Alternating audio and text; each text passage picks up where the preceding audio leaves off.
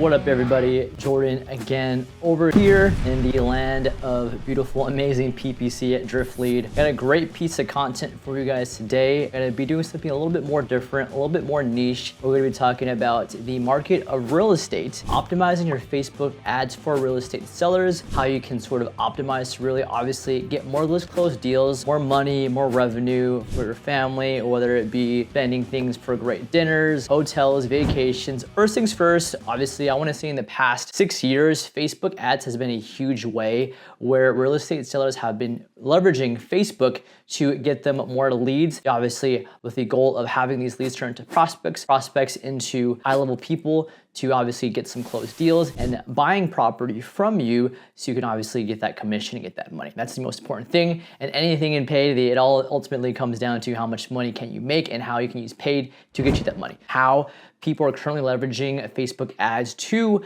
sort of leverage it as a tool for real estate sellers to get more leads. You could either have it being the main route right now just for lead generation, whether it be through landing page, having your campaigns with the intent of having conversions being the campaign objective and sending that traffic to whether it be your website or your landing page and getting leads from that landing page, whether it be having a buyer's, first name, last name, phone number, state, city, zip code, address, getting that information and paying per lead to get that sort of idea of sort of leveraging that cost per lead, that CPL model for every lead coming in. The second way is utilizing lead forms. You're going to use Facebook's native in-app campaign type to have leads being generated within the platform. So very simple, you see an ad, someone clicks on it, and then through the bottom of the screen, you're gonna get a little pop-up. And in that window is when someone could submit their information to get the, the value for what the ad is presenting. In this case here, if you are a real estate seller selling properties, so let's say you want to have someone buy these properties that you're listing. So let's say you're having a Facebook ad presenting the listing for your home,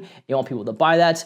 The hope is that when they click that CTA, they're gonna fill in that information, they're interested in purchasing this home, you can go ahead and contact them, whether it be email or phone number, to go ahead and get that commission as well to get that money, most important thing. So you have those two routes, lead generation via a website landing page or lead generation from an in-app form. So once you have that and you have campaigns that have been running for a little bit of a while, you get an idea of how much it costs, get an idea of how many leads you get on a monthly basis, and you're pretty stable in terms of lead quality. You can count on it getting, 10 leads a month. Not sure if in the real estate space that is an average number, throwing it out there, but let's say on average you're getting roughly 10 leads a month and you want to sort of increase your conversion rate or lower your cost per lead so you can bump that number up from 10 a month to 12. A couple ways of optimizing to go ahead and have these things. You can go about it from tons of different routes, whether it be the creative. Let's say the images you have in your ad just aren't good. If you're thinking about it from someone buying a house, the creative here is just the listing. It's what the actual house looks like. Could be your pictures are low quality. You need better pictures. Someone that could actually, a professional in this space of taking high quality images of your listing. On the flip side, if static ads aren't working for you, having a video showcasing the property. You can imagine this is a big purchase. When people are looking at homes, they've been researching for this for a long time, want to make sure it's a great fit for their family. Now, if you're doing that, another thing you can also do is add copy. Maybe people don't have time to watch the entire video or scroll through every photo in the carousel. You can add copy. Maybe your ad copy currently is only describing the location or the address, but doesn't really describe what's happening, what is in this actual house. In addition to the number of bedrooms, the kitchens, the pools, people also want to know what is the architecture of this house, when was it built, when is the move-in date, what is the listing price. Having things like this to make it as detailed as possible so the person, when they see this, they have all the information that they would need so they get an understanding of this house so they can go ahead and be more comfortable with contacting you. Update it, add copy to make that happen. In addition to that, testing audiences. Maybe right now your audience is way too narrow. You're only targeting people within a 5-mile radius.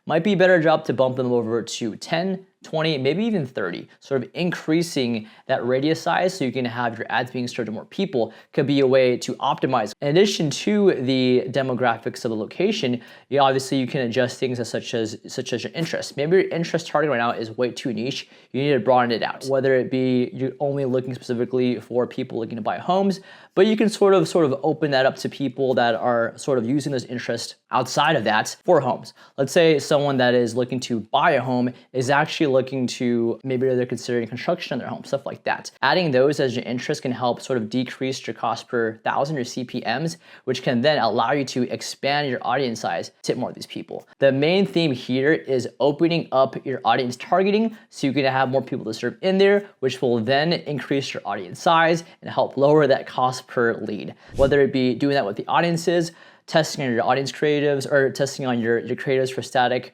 or video ads. These are, or even ad copy. 3 things right there. So those are 3 key ways of really optimizing your Facebook ads for real estate sellers, putting yourself in the mind of someone looking to buy a home and really leveraging the creative to make it tailored for them, but also broadening out your audience size so you can really get as many people as you want in this circle. If you have any other questions, feel free to reach us over at Driftlead. We'll give you an amazing marketing plan if you're having problems sort of really scaling your current Facebook ad campaigns for real estate. My name is Jordan.